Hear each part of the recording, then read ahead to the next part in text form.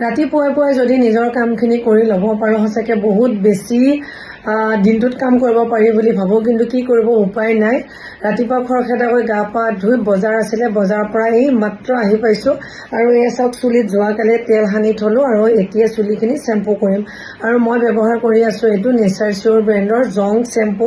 খুব এটা ভাল প্ৰডাক্ট হয়। যদিহে চুলি সৰা প্ৰব্লেম বা চুলিত বহুত বেছি উফি হয় তেনেহ'লে এই চেম্পুবিধ ব্যৱহাৰ কৰি চাব পাৰে। খুব এটা ভাল ৰিজাল্ট পোৱা যায়। মই নিজে পাইছোঁ কাৰণে আচলতে আপোনালোকৰ লগত শ্বেয়াৰ কৰিছোঁ।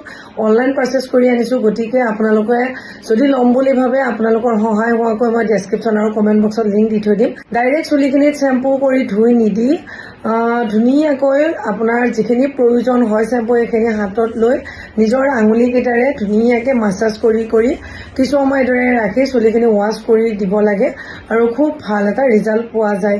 যদি আপোনাৰ প্ৰয়োজন আছে বুলি ভাবে আপুনি এবাৰ ইউজ কৰি চাব পাৰে।